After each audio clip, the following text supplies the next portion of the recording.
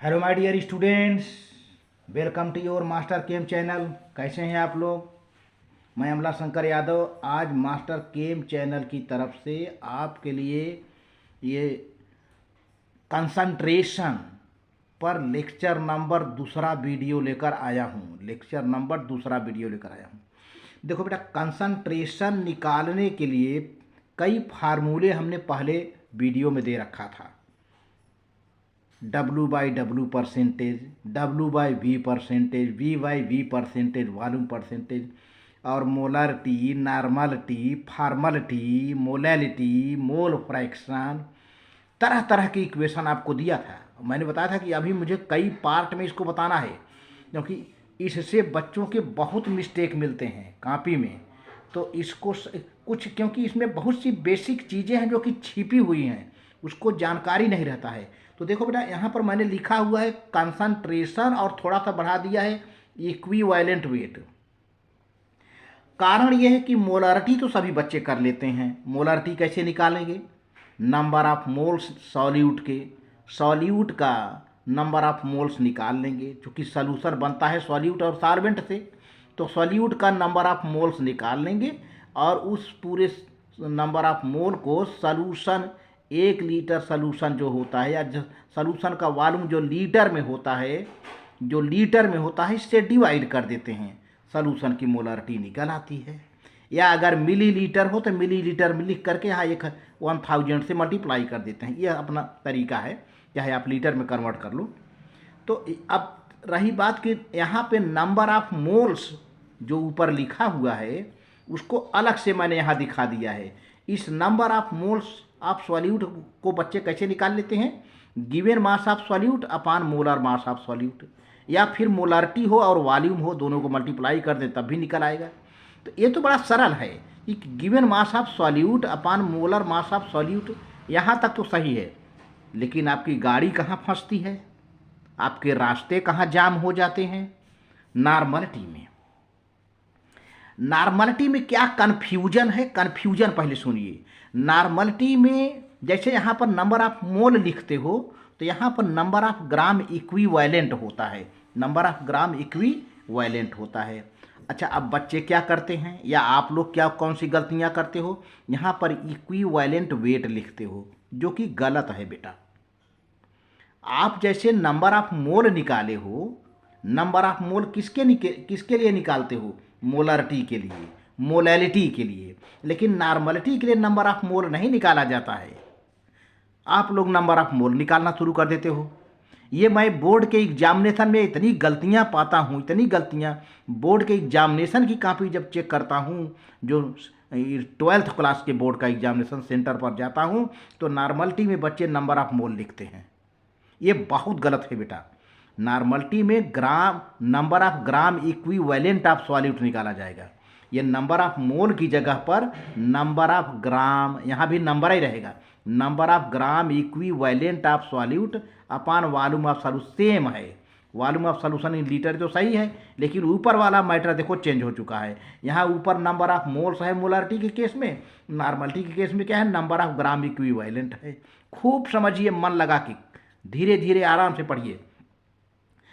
अब इस चीज को कैसे निकालोगे? इस चीज के लिए हमने अलग यहाँ फार्मूला दे रखा है। Number of gram equivalent of solute बराबर गिवन मास ऑफ सॉल्यूट का जो मास आपको दिया जाएगा क्वेश्चन में, उसको डिवाइड करिए सॉल्यूट के इक्विवेलेंट मास से।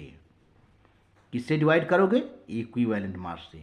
क्योंकि जब, इसीलिए मैंने इसको ग्रीन से लिख दिया है। यहाँ पर नंबर ऑफ मोल कैसे निकालते थे? नंबर ऑफ मोल की बात, मोलरिटी और मोलैलिटी के लिए नंबर ऑफ मोल कैसे निकालते थे? Given mass of solute, molar mass of solute. Solute के गिवन मास को किससे डिवाइड कर दिया जाता था? मोलर मास से। यहाँ पर मोलर मास नहीं रहेगा, यहाँ पर इक्विवेलेंट मास रहेगा। गिवन मास यहाँ भी है, गिवन मास यहाँ भी है, ठीक है ना? इस मोलर मास के जगह पर यहाँ पर इक्विवेलेंट मास ऑफ सॉल्यूट से डिवाइड कर दोगे तो तुमको मिल जाएगा क्या? Number of gram equivalent of solute. ये रही। तो इसीलिए मैंने यहाँ पर हेडिंग दिया है कंसंट्रेशन एंड इक्विवेलेंट वेट। तो आज हम इस टॉपिक में जो है, इस लेक्चर में, लेक्चर नंबर 2 हमारा जो कि है, इस पर हम ज़्यादातर डिस्कशन करेंगे कि इक्विवेलेंट वेट कैसे निकालते हैं, क्योंकि बेटा मास तो दिया जाएगा, इक्विवेलेंट वेट आपको निकालना पड़ जाता है। तो आप लोग इक्विवेलेंट मास नहीं निकालते हो, बल्कि गिवन मास को सीधे सीधे मोलर मास से डिवाइड कर देते हो और वही ले आके नॉर्मलिटी में लगा देते हो, सारा मामला चौपट हो जाता है। तो इससे बचने के लिए सबसे पहले how to find out the equivalent mass of the solute. The here I am going to describe about the find of equivalent mass of solute. अब ये सॉल्यूट क्या हो सकते हैं, है ना, कई तरह के हैं। आयन हैं, एसिड है, बेस है, एटम्स हैं, साल्ट हैं, एसिडिक साल्ट हैं, बेसिक साल्ट हैं। तो कैसे सबका इक्विवेलेंट निकालने का चुटकियों में आप निकाल लोगे, चुटकियों में आप इक्विवेलेंट वेट निकालोगे। पहले इसकी फार्मूले की जानकारी किया जाए।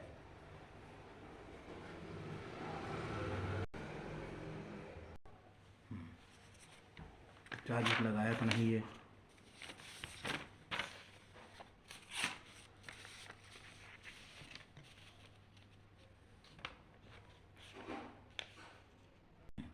हाँ तो बेटा अब इक्विवेलेंट वेट आप पहले एलिमेंट का निकालें। देखिए सारे फार्मूले इसमें आएंगे, आपको इसमें सारे फार्मूलों पर ध्यान देना है। किसी एलिमेंट का इक्विवेलेंट वेट कैसे निकालेंगे यहाँ पर ध्यान दीजिए, और एक एक एग्जाम्पल मैं उसमें लगाते जाऊँगा, ठीक है। तो पहला है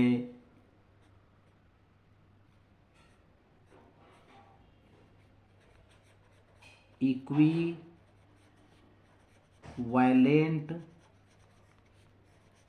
वेट ऑफ एलिमेंट। तो क्या है formula, atomic mass of element upon valency of element, valency of element. जैसे एग्जाम्पल दे देते हैं, एग्जाम्पल इक्विवेलेंट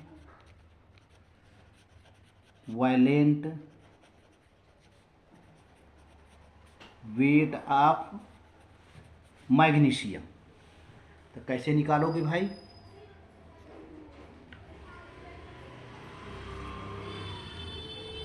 मैग्नीशियम का एटॉमिक वेट कितना है, 24 है, और वैलेंसी कितनी होती है, 2 होती है। कितना आ गया, 2 1 जा 2, 2 2 जा 4, ये आ गया, ठीक है, ये आ गया मैग्नीशियम का। भाई मैग्नीशियम एक एलिमेंट है, मैग्नीशियम एक एलिमेंट है, और एटॉमिक मास ऑफ मैग्नीशियम 24 होता है, और मैग्नीशियम की वैलेंसी 2 होती है। ये सब चीज़ें आपको याद होना चाहिए। जब ये सब नहीं याद करोगे तो बेकार है बेटा। कम से कम एटॉमिक मास तो याद करो, मैग्नीशियम का होता है, इसकी वैलेंसी 2 होती है, डिवाइड कर दो, हो गया, ये मैग्नीशियम की इक्विवेलेंट वेट निकल गया। और दूसरा है इक्विवेलेंट वेट ऑफ आयन। इस फार्मूले में देते जा रहा हूँ, एक एक एग्जाम्पल से आपको सेटिस्फाई करते जा रहा हूँ। Equivalent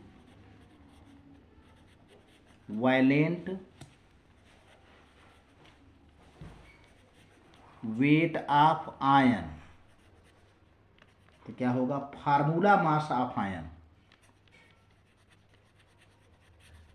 formula mass of ion upon total charge on ion, total charge on ion. अब जैसे एग्जाम्पल सल्फेट आयन है, ठीक है ना, इसका इक्विवेलेंट निकालना है। तो भैया फार्मूला मास निकालो बेटा। सल्फर का 32 होता है और ऑक्सीजन का 16 होता है, तो 16 × 4 कर लो। और कितना टोटल चार्ज है इस पर, 2 माइनस चार्ज दिख रहा है ना, 2 कर दो। लेकिन चिन्ह मत लगाया करो, माइनस है तो -2 कर दें, क्योंकि मास होश पर कोई माइनस नहीं होता है, मास माइनस में नहीं होता है। तो अब ये हो जाएगा क्या, 32 हो जाएगा, 16 4 जा 64 हो जाएगा और अपान 2 हो जाएगा। जो चार्ज है न्यूमेरिकल वैल्यू उसका 2 लिख दिया करो, चाहे प्लस हो चाहे माइनस हो, आप यहाँ चिन्ह नहीं लगाओगे, ठीक है। तो 4 2 6 हो जाएगा और 6 और 3 9 हो जाएगा, डिवाइड कर दो, 2 4 जा 8, 2 8 जा 16 आ गया, 48 ग्राम आ गया है। तो ऐसे रह गया। अब equivalent weight of acid, equivalent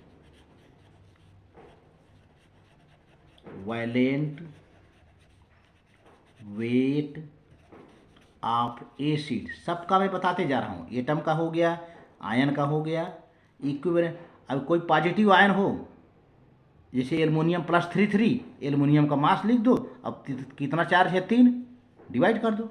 अब एसिड है तो क्या होगा, मालिकुलर मास ऑफ या मोलर मास या molecular mass of acid upon basicity of acid, basicity of acid. ये बेसिडिटी क्या है, number of replaceable hydrogen atom, ठीक है, वो बेसिसिटी है। एसिड के लिए बेसिसिटी और बेस के लिए acidity. Number of replaceable hydrogen atom, H atom, यहाँ लिखा हुआ है एच एटम। तो अब देखो भैया, मैं लेता हूँ H2SO4 सल्फ्यूरिक एसिड, इसका मोलर मास कितना हो जाएगा, हाइड्रोजन का 2 हो जाएगा, सल्फर का 32 हो जाएगा, ऑक्सीजन का 16 4 जा 64 हो जाएगा, और कितने हाइड्रोजन रिप्लेस हो जाएंगे, 2, ठीक है। तो ये हो जाएगा बेटा 4 2 6 2 8 और 36 9 98 आ जाएगा, और 2 से डिवाइड कर दिया, 2 4 जा 8 और 2 9 जा 49 ग्राम, ये आ गया एसिड का। अब बेस का इक्विवेलेंट, ऐसे ऐसे सबका निकालूंगा, हम एक एक एग्जाम्पल यहाँ दे रहे हैं, बाकी जो भी एसिड होगा जो भी बेस होगा आप निकालते चले जाओगे खटाखट। जो है सब चुटकियों में, मैंने कहा था चुटकियों में इक्विवेलेंट मास निकाल लोगे। इक्विवेलेंट वेट ऑफ बेस, यहाँ भी वही काम करो, molar mass of base upon acidity आ गया। बेस के लिए देखो एसिडिटी ऑफ बेस, यहाँ लिखो नंबर ऑफ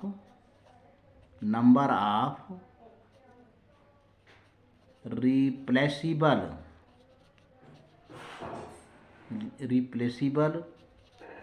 OH आयन, ठीक है। तो अब इसे एग्जाम्पल ले लो मैग्नीशियम हाइड्रॉक्साइड MgOH2, मैग्नीशियम किसने OH हैं, 2। तो देखो बेटा मैग्नीशियम का हो जाएगा 24, और हाइड्रॉक्साइड, एक हाइड्रॉक्साइड के देखो पहले एक OH का निकाल लो, 16 और एक 17, 17 2 जा 34 हो जाएगा। बात क्लियर हुई। फिर से मैग्नीशियम का 24, एक OH का कितना होता है, 17, 17 दूना 34 होगा 32, और कितना OH है, 2। तो इसकी एसिडिटी कितनी हो गई, 2। अब इसको ऐड कर लो, 4 4 8 हो जाएगा, 3 2 5 हो जाएगा, डिवाइड बाई 2 हो जाएगा, 2 2 जा 4 और 2 9 जा 18, 29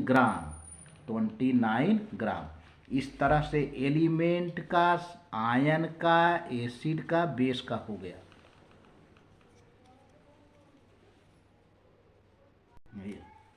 अब equivalent weight of salt, equivalent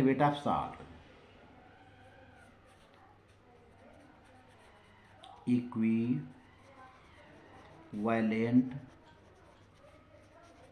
weight of salt, क्या हो जाएगा, वही बात, molar mass of salt upon charge of cation or anion, charge of cation या तो फिर एनायन, कोई एक चार्ज ले लो, है ठीक है। जैसे मैं लेता हूँ NaCl, अभी क्या हो जाएगा, ये Na ये कैटायन हो गया और ये Cl एनायन हो गया। अब इसका इक्विवेलेंट मास कितना हो जाएगा बेटा, सोडियम का 23 होता है, क्लोरीन का 35.5 होता है, और ये पूरा हो। अब चार्ज चाहे एक ही चार्ज है, ये एक माइनस एक प्लस है, कोई एक ठो ले लो, एक ले लिया, ठीक है ना। लेकिन हमने यहाँ चिन्ह नहीं लिखा है, मैंने मना किया है बार बार, या आपको चिन्ह नहीं यूज करना है प्लस माइनस, केवल ऐसे जनरल जैसे नंबर लिखा जाता है। अब ये हो जाएगा 5 और ये हो जाएगा 5 3 8 और 3 2 5, ये हो जाएगा 3 2 5 और ये 5 3 8 हो जाएगा और ये 5 हो जाएगा, देखो 5 हो गया, अब 5 3 8 हो गया, 3 2 5 और यहाँ 1 से डिवाइड कर दिया तो कितना आया, 58.5 ग्राम आ गया। एक और साल्ट ले लेते हैं ताकि आपको यहाँ पर कन्फ्यूजन होगा, ये तो एक आया, अब हम MgCl2 ले लेते हैं, MgCl2 मैग्नीशियम क्लोराइड, सॉरी ठीक से लिख देते हैं MgCl2। तो देखो बेटा मैग्नीशियम का 24 होता है, क्लोरीन का 35.5 होता है, तो 2 इंटू 35.5 35.5, ये आ जाएगा तुम्हारा टोटल कितना हो जाएगा, 5 हो जाएगा, सॉरी 24 हो जाएगा ये, और ये हो जाएगा 2 25 10, 2 25 10 1 11, 2 3 6 7 71 हो जाएगा, 71 हो जाएगा बेटा, 71 हो जाएगा। और ये बन जाएगा आपका 4 1 5 7 2 9, 95 हो जाएगा, ठीक है।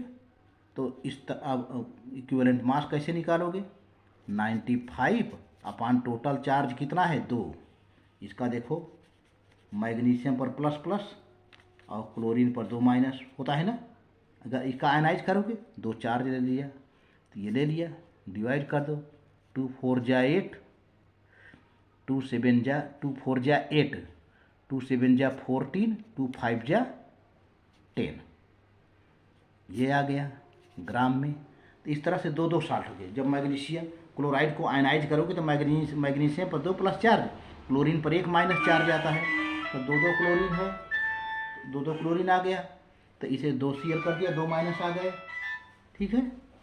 तो इस तरह से आ गए, तो अब आ गया ये, ठीक है। तो इक्विवेलेंट मास ऑफ साल्ट हो गया। इसी तरह से अब हम आपको डिस्कशन करेंगे कुछ रिलेशन का, relationship between volume and normality, क्योंकि इक्विवेलेंट मास आप निकालना सीख गए, एसिड बेस साल्ट आयन। अब कुछ रिलेशनशिप है फार्मूले का, अब इक्विवेलेंट वेट यही निकाले रहोगे तो गिवन मास को इक्विवेलेंट वेट से डिवाइड कर दोगे, नंबर ऑफ इक्विवेलेंट निकल जाएगा, नॉर्मलिटी निकाल लोगे, क्योंकि मामला वहीं फंसता है नॉर्मलिटी में। जब आप इक्विवेलेंट वेट निकाल लोगे तो इसी इक्विवेलेंट वेट से गिवन मास ऑफ सॉल्यूट को डिवाइड कर दोगे, नंबर ऑफ इक्विवेलेंट निकल आएगा। हाँ, अब देखो बेटा हम कुछ रिलेशनशिप देने जा रहे हैं, रिलेशनशिप जानना बहुत ज़रूरी है। तो अभी मैं लेक्चर नंबर 1 और 2 को लेकर पूरा बेसिक कंसेप्ट हम आप लोगों के अंदर क्रिएट करना चाहता हूँ। तो रिलेशनशिप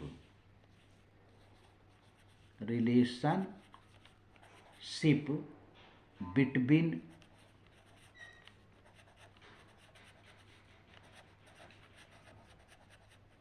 वॉल्यूम एंड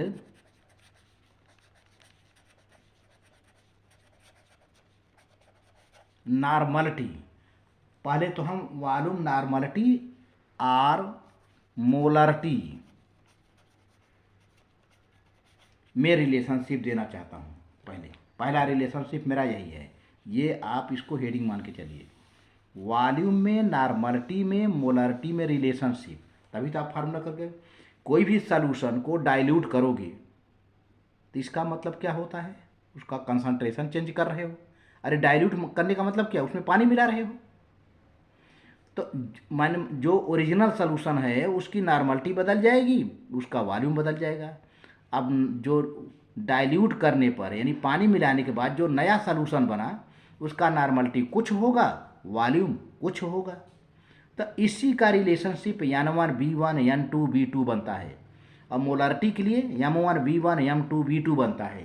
तो इसका देखिए बाकायदे मैं आपको बना करके आपके सामने पेश करता हूँ।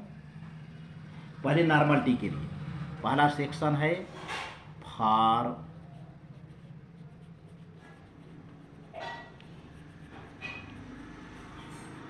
नॉर्मलिटी के लिए क्या है कि इफ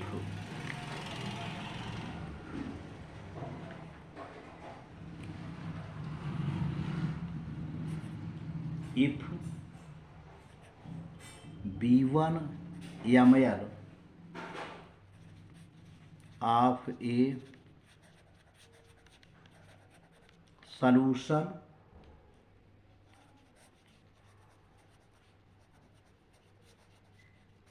of normality N1, ठीक है, एक सॉल्यूशन है जिसका वॉल्यूम कितना है V1 और उसकी नॉर्मलिटी कितनी है N1। समझते चलो, कोई एक सॉल्यूशन है, हमें नहीं पता है लेकिन हम उसका वॉल्यूम मानते हैं V1 है और उस समय उसकी नॉर्मलिटी कितनी है N1। अब इसमें पानी मिलाकर इसको डाइल्यूट कर देते हैं तो इसकी नई नॉर्मलिटी होती है N2 और नई वॉल्यूम हो जाती है V2। तो बस अब इसी में रिलेशन क्या है ना। तो N1 आर डाइल्यूटेड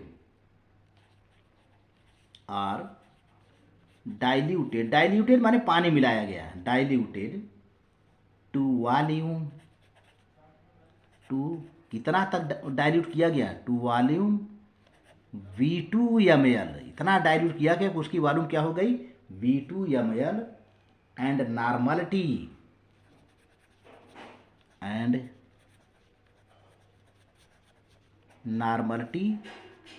N2। तो देन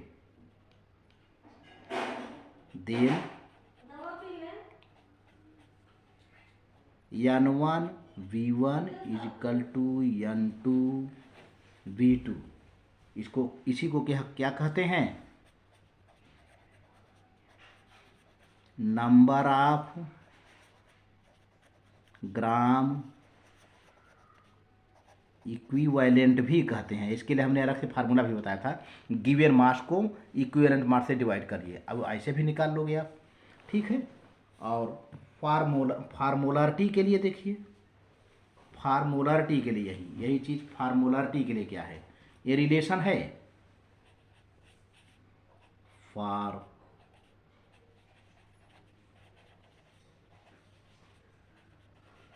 मोलरिटी के लिए देखिए, if V1 ml of molarity, if V1 ml of A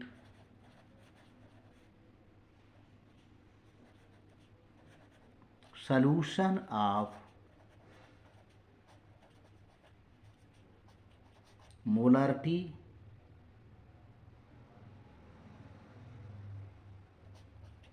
M1 और डाइल्यूटेड, वही बात है, डाइल्यूटेड टू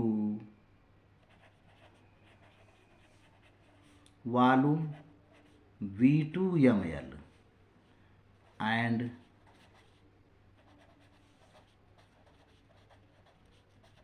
मोलरिटी M2। अब ऐसा कोई दूसरा सॉल्यूशन है जिसका शुरू में वॉल्यूम में अब V1 है और उस V1 वॉल्यूम वाले सॉल्यूशन की मोलरिटी कितनी है, m1।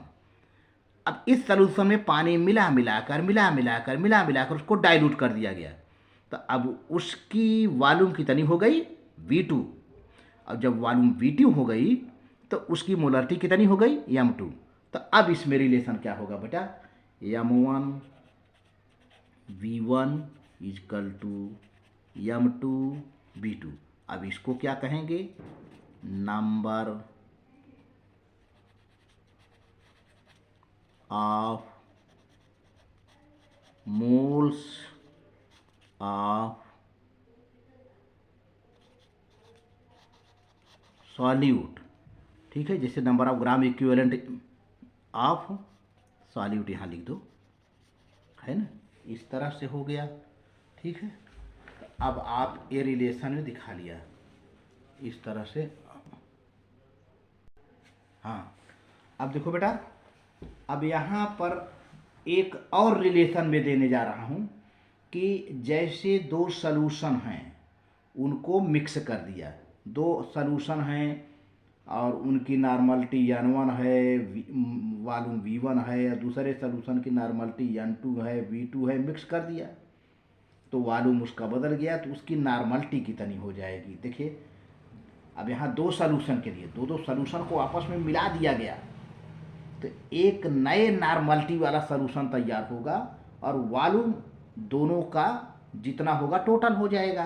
तो देखिए यहाँ पर आप तीसरा कैटेगरी में क्या है कि व्हेन टू सॉल्यूशन, समझते जाइए, when two solutions with different volumes,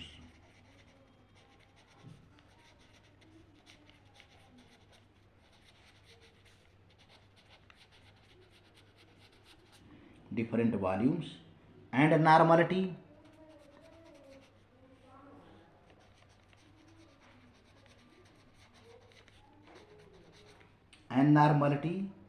or molarities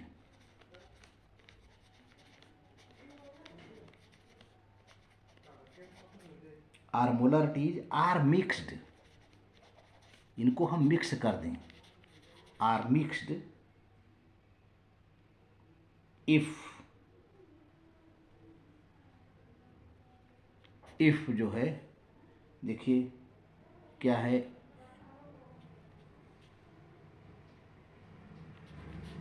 if V1 of a solution, V1 volume of a solution, ऐसा कोई सॉल्यूशन जिसका V1 वॉल्यूम है, V1 volume a solution of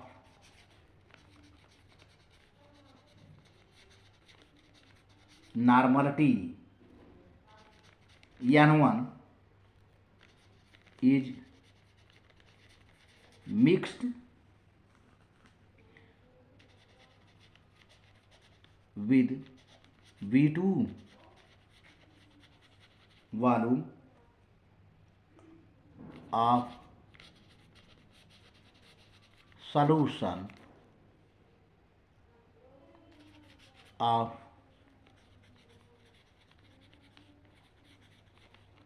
normality n2 है, तो क्या होगा, तो देन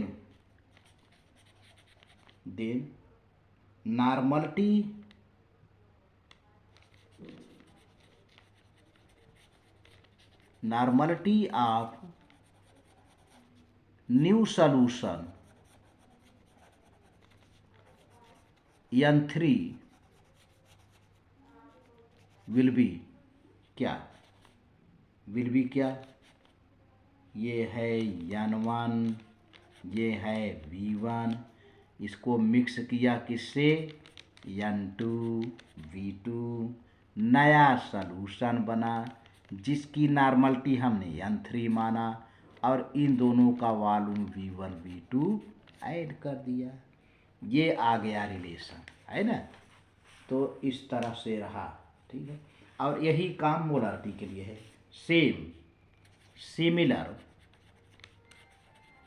सिमिलर फॉर मोलारिटी के लिए है। जैसे मान लीजिए M1 V1 सॉल्यूशन मिक्स कर दिया M2 V2 सॉल्यूशन से, तो अब जो नया सॉल्यूशन बना उसकी मोलारिटी हम मान लेते हैं M3 और दोनों का वॉल्यूम प्लस हो गया बेटा, ये आ गया।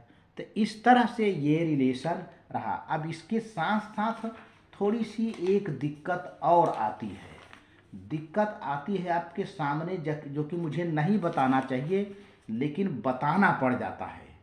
ये क्या बताना पड़ जाता है, देखिए आपको एटॉमिक नंबर मास नहीं याद आता है तो मैं यहाँ दे रहा हूँ थोड़ा सा।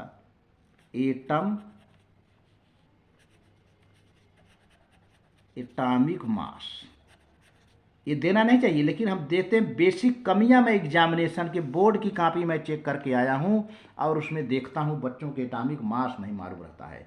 तो देखो बेटा, सोडियम का है 23, पोटेशियम का है 39, एल्युमिनियम का है 27, ऑक्सीजन का है 16, कार्बन का है 12, मैंगनीज का है 55 और आयरन का है बेटा 56 और कैल्शियम का होता है 40 और क्रोमियम का होता है 52, कॉपर का होता है 63.5 होता है और जिंक का होता है बेटा 65 और निकिल का होता है 59 निकिल के 9। इसी तरह से मैं और यहाँ लिख देता हूँ एटॉमिक मास। अब यहाँ पे आपका निकिल तक हो गया। मैं फास्फोरस को ले लेता हूँ। फास्फोरस का होता है 31, आर्सेनिक भी आता है कभी कभी 75 और बेरियम आ जाता है 137 और सल्फर है 32 और आयोडीन का होता है 127। ये मैं इसलिए लिख रहा हूँ कि मैं देखता हूँ कॉपी में बच्चे एटॉमिक मास उनको आता ही नहीं।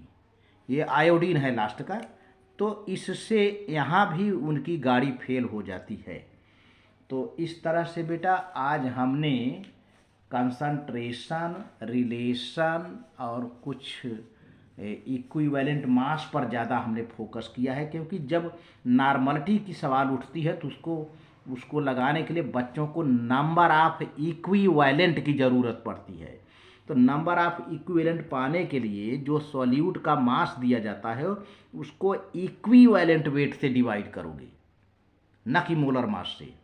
अब सवाल उठता है कि इक्विवेलेंट वेट कैसे करें, तो मैंने बताया था चुटकियों में इक्विवेलेंट मास निकालने का भी तरीका है ना।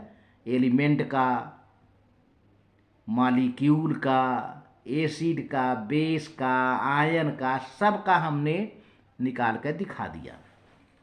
तो इस तरह से मेरा यह वीडियो है और अगर अच्छा लगे तो निश्चित रूप से इसको सब्सक्राइब कर देना बेटा।